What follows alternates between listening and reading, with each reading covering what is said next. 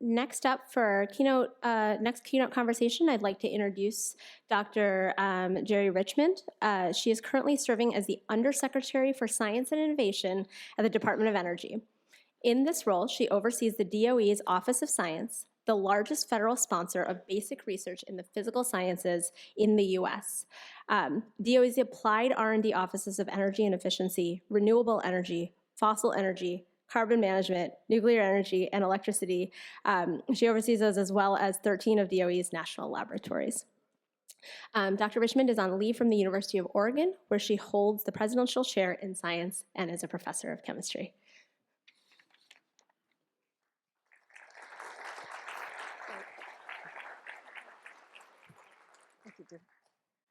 Okay, is my mic on? Yeah? Okay, good. Well, it's an exciting time to be here. I'm delighted to be here. It's my second Monday in a month to be in Chicago. Being able to be at Fermilab for the Quantum Garage last Monday, and then to be here again, because this is indeed a very exciting time for quantum. It's all the rage.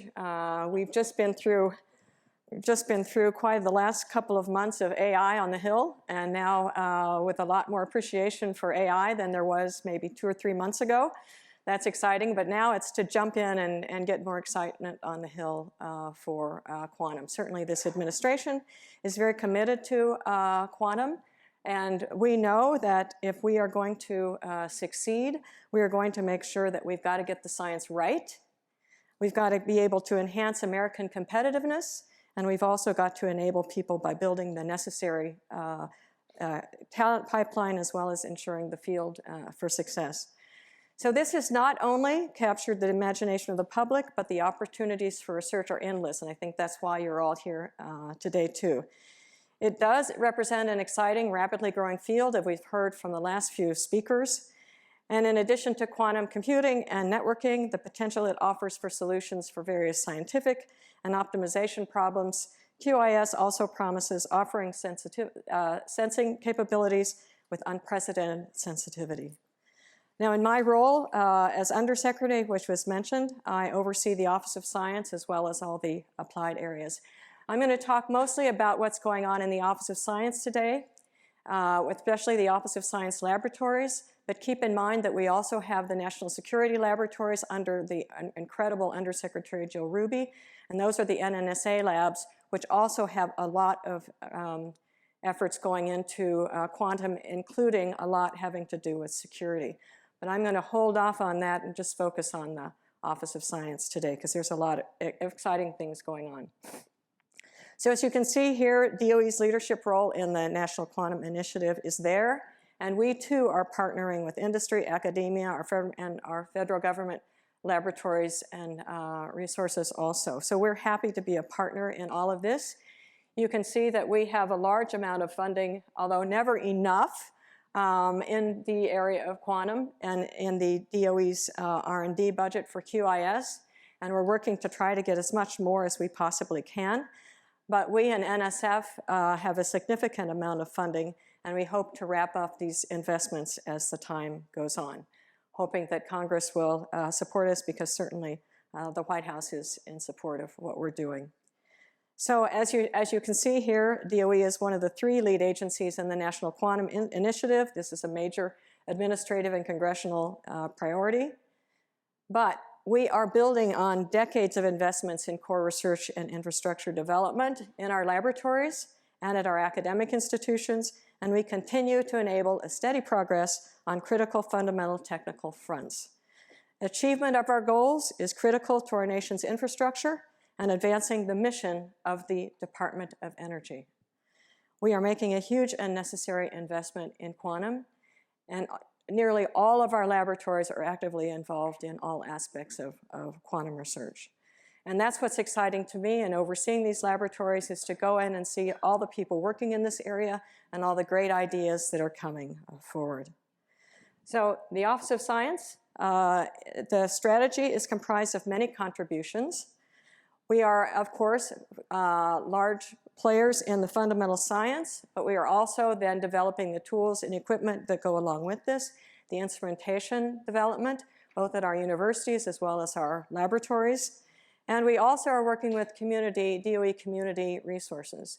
We feel very strongly about the importance of having geographical diversity in where we fund people and where we fund institutions, not just isolated to around our laboratories.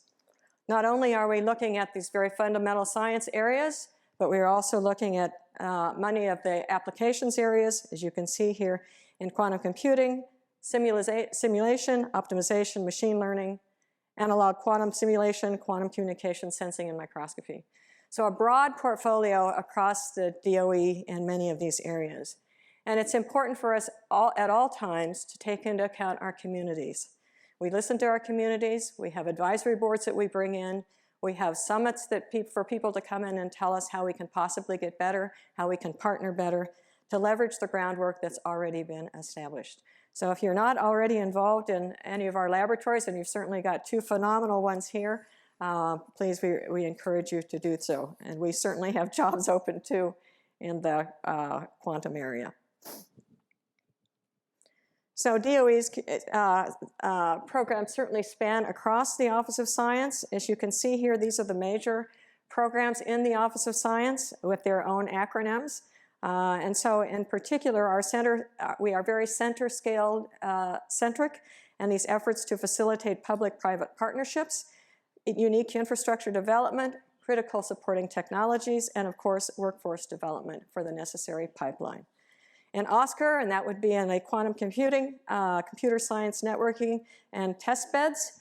This is a major effort that we have going on in quantum and OSCAR, but it's not just completely isolated to OSCAR. It's also in the basic energy sciences, which of course has our chemistry, much of our physics, our material science, a broad range of science that goes on in BES, and integrated into those programs then are also quantum systems and computing, QIS, and also infrastructure, and of course a lot of the coherent studies that we're well known for in the Office of Science, especially in basic energy sciences. Even in our biological and environmental research, we also are doing quantum in that area too. You can see here in imaging, in sensors, and also measurement. And in fusion energy sciences, qubit synthesis, quantum computing for plasmas, and quantum sensing. High energy physics, you can see here quantum sensor systems and computing, cosmos and qubits. Nuclear physics, quantum computing, QCD, simulators, sensors, clocks, radiation, and qubits. And we don't want to leave behind our isotope research, production, and enrichment. And in fact, this particular last example, we are working on building out the supply of critical isotopes for QIS for the nation. Our isotope program is investing in research and development to produce silicon-28, which could support qubit technologies for quantum computing, and is currently producing yttrium isotopes that would enable quantum memory. Demonstrating new and innovative approaches is important for the Office of Science, and with this broad portfolio, we're doing the best that we can given budget constraints. We do have 5 exciting national QIS centers, each with its unique technical infrastructure, and we are supporting and training hundreds of scientists and engineers and technicians. Today, we are harvesting the power of these national QIS research centers, the first large-scale quantum effort that crosses the technical breadth of chemistry, material science, mathematics, biology, and physics, delivering an R&D program that is second to none. The QIS centers are leading the quantum revolution by catalyzing the national ecosystem with mission-driven focus. Here at Argonne, QNext, the next generation of quantum science and engineering. At Brookhaven, C2AQ, Co-Design Center for Quantum Advantage. Fermi National Lab, where I was last week. The Quantum Garage, or SQMS, the Supercomputing Quantum Materials and Systems Center. LBNL with its QSA Quantum Systems Accelerator, and Oak Ridge with its Quantum Science Center. We have a lot of hope with these centers because we have the talent that's amazing in these centers, and these centers all work very closely together and to collaborate with each other as well as with companies and also with industries.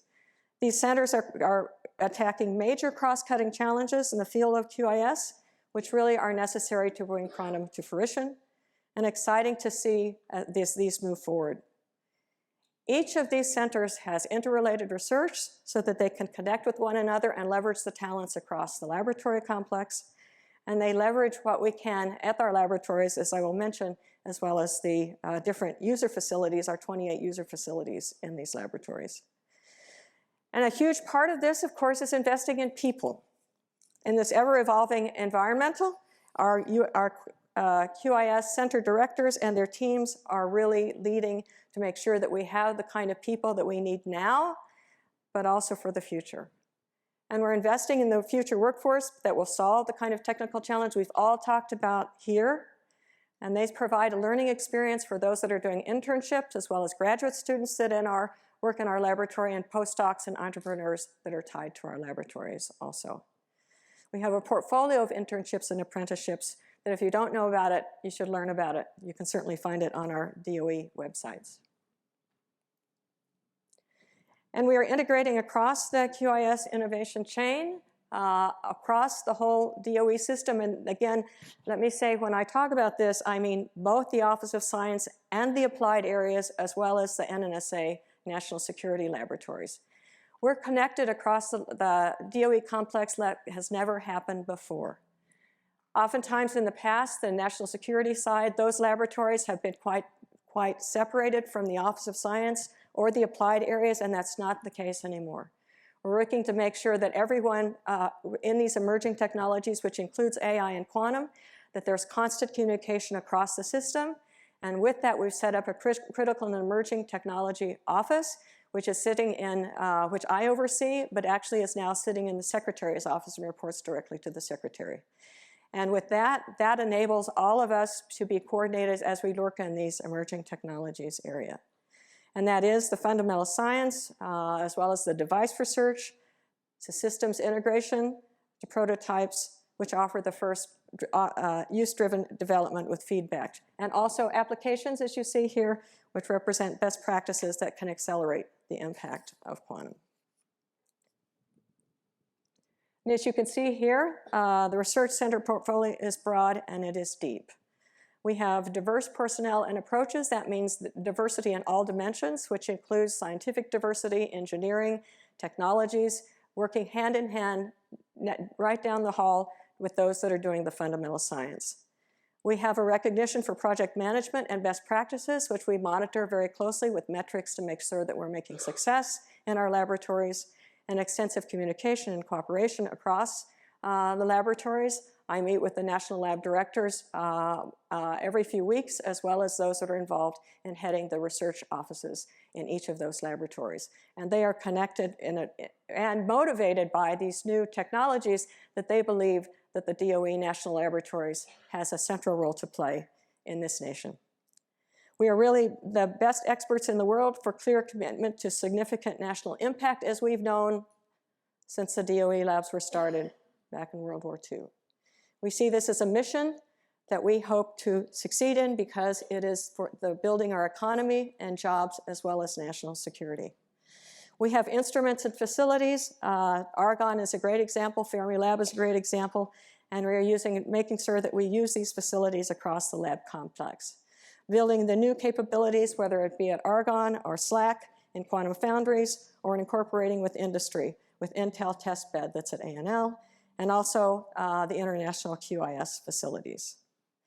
And as you see, we are also members of the QED connections to the NSF Quantum Leap Challenge. We work closely with NSF and with quantum because this is a unique approach for workforce development that we're very excited about also.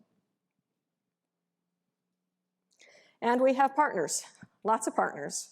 89 institutions, 45 US academic institutions, 12 national labs, 19 companies, 3 other agencies, 87 institutions from 24 states, and DC and Canada, Italy, and the UK. And you can see the full list of the partners that we have here. These are all I could possibly fit on the screen.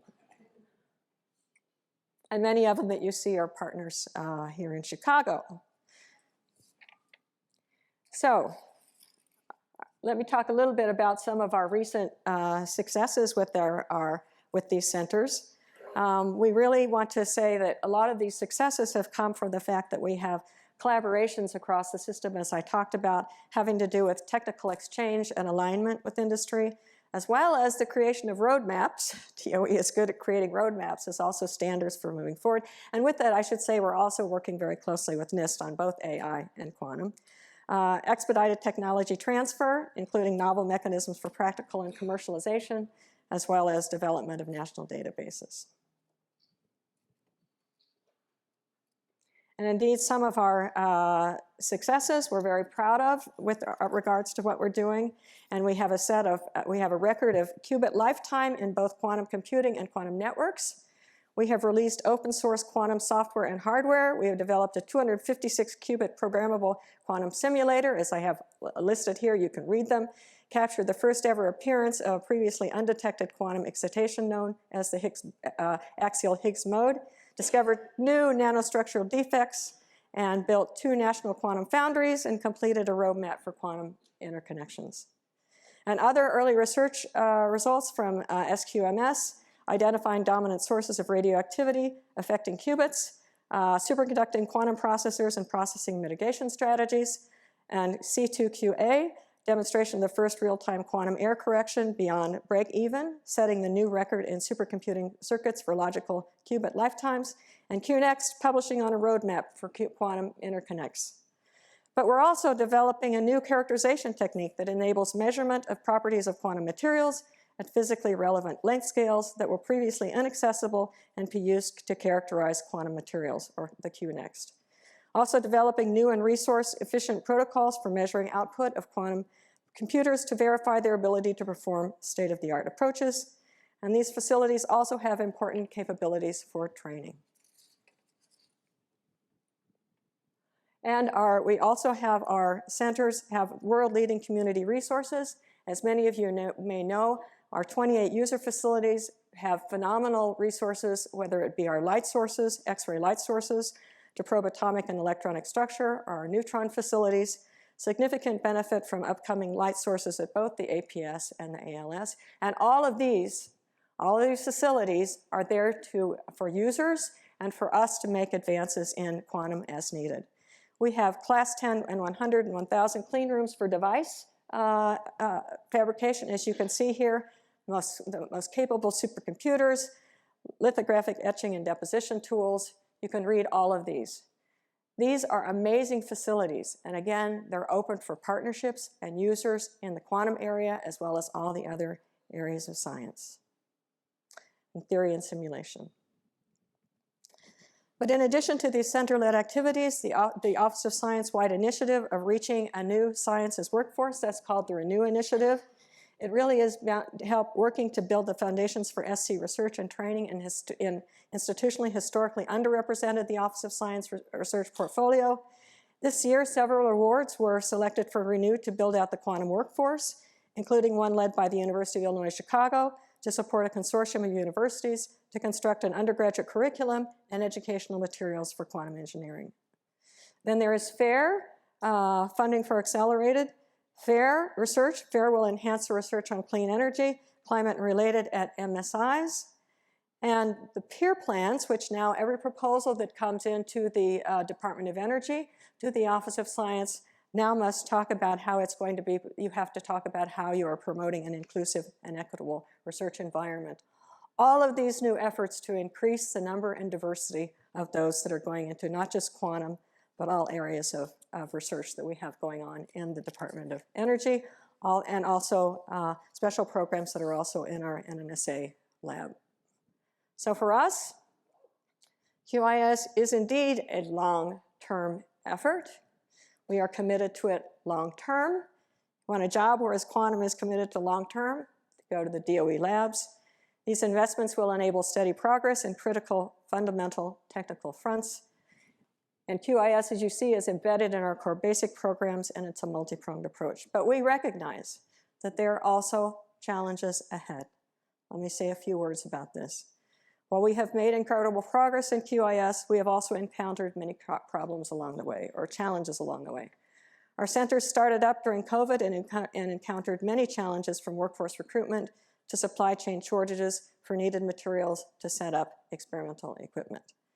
The centers constantly have to balance between exploring the multitude of exciting scientific research directions and larger scale, more focused efforts. Getting that balance right between facilities, multi-user research projects, and individual research programs is one that we continue to be challenged with, but we continue to work for us, and I tell you, continue to work for us to get the money up so we can make sure that we're adequately funding all of these. And another huge challenge we're facing, and I'm sure some of you can relate to this, is how to communicate the amazing work that we are doing, both at our laboratories and our universities and our companies, for people to understand what we are doing, rather than it sounding so nerdy they can't understand it. We'll work really hard at this, and we'll have to continue to work on it, because we need to make certain that what we're doing in QIS that can reach to people back in your hometown, whether small or large, so that people can understand why it's important to be investing in this way.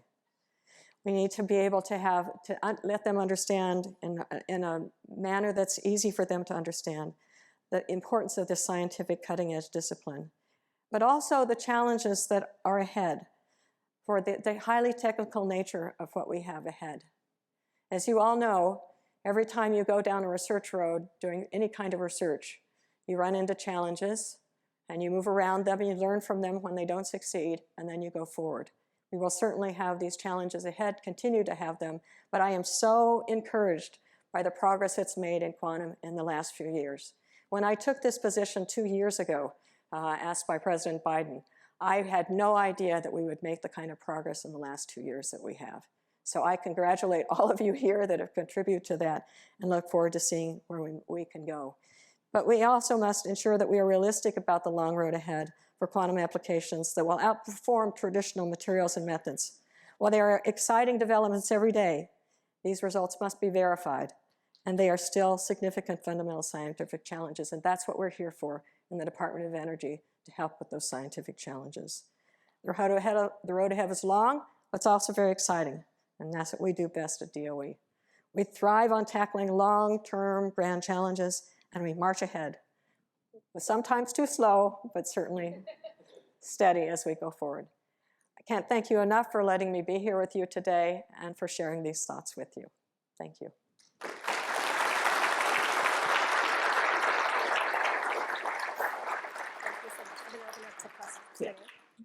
I have a question from our virtual audience. What are some possible opportunities for engagement or cooperation in quantum tech with other countries like India under mechanisms like the Initiative on Critical and Emerging Technologies? Yes, absolutely. We are expanding those. I can't talk about them right now, but we have a number of expanding programs in quantum as well as AI in a number of countries. Certainly with UK, we have have meetings tomorrow in DC on emerging technologies. But it's really important to us in the quantum and the AI area that we are working with partners that we share our similar values and goals. So the answer is yes to that.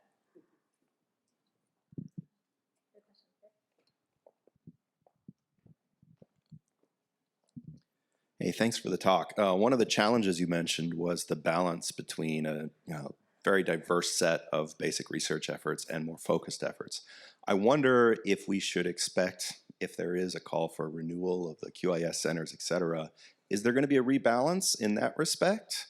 Or do you think the balance is kind of right in the QIS now and we should expect it to be similar? You mean a rebalance because it's gotten, you mean more money going into quantum? Not just more money, but like you said, there's a balance between how much do you diversify the funds of those centers into many, many different efforts versus how much do you decide, hey, we're going to build one big thing? So this, yes. The budget process goes years at a time. Sometimes I forget what year we're in because we're working on the next couple of years. But the point is that as we look at the budgets, we looked at the budgets for 24, we look at the budgets for 25. We look at what is coming from the White House with regards to what their priorities are and convince them that our priorities, what our priorities are too. And it really is a rebalance because we have to keep our programs going, but we also have to prioritize. So things that, there's exciting new things going on in some fields slower and dying away. And I'm really proud of the fact that in the Department of Energy, we really do a deep dive into what are the, where can we make certain that we're putting money in priority new emerging areas, because you've got to let go of some things too. But we work really hard to do that, and sometimes it can be painful to the communities too. But if we don't do that, given the limitations on budget, we're just going to stay there in the same place. So thanks for that question.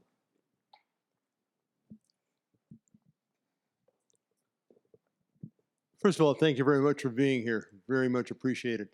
Could you just make a brief comment on the state's responsibilities for matching dollars for some of the infrastructure that's put in at Argonne, Fermilab, et cetera? I know that Illinois has been pretty generous over the years in trying to match some of those commitments. Well, we try to get the states to commit as much as possible. But, you know, in some states have less resources than others. And so I think it's important to recognize that if we were just going with state support alone, that a lot of the labs would end in one or two states. So it's really, so we look at the geographical distribution as well as what the states can contribute. But I must say that we've, for the labs in the states where there's congressional folks there that are supportive of the labs, they've been very helpful with that too. And the states themselves, certainly, you know, now we have all this money I didn't talk about all the money that's in Bill and IRA, the billions of dollars that's going out there too. The states are actually stepping up to be able to get the Bill and IRA money for energy, you know, our energy revolution, to be able to get some of those in their states too. But for the labs themselves, we try to do the best that we can, recognizing that the states can sometimes be constrained too. Mm-hmm.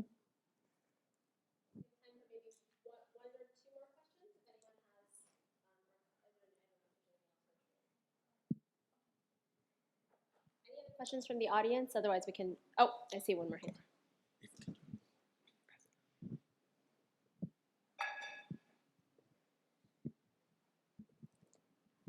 Thank you again.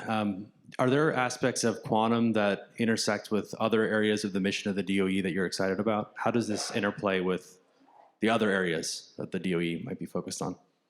So for example, for energy? Yes. Yeah, okay. Yes.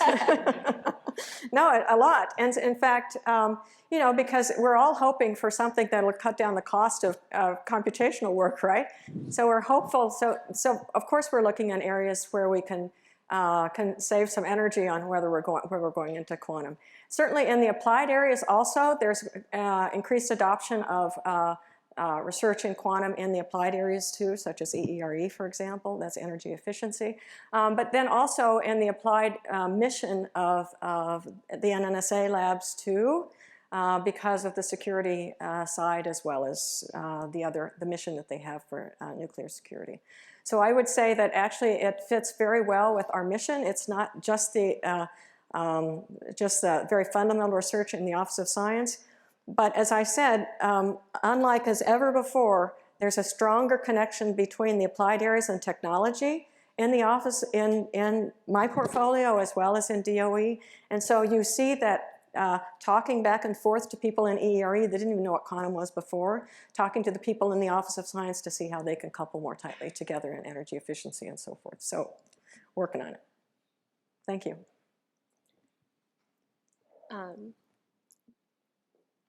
All right, if there aren't any more questions, thank you so much, Dr. Thank you. Thank you.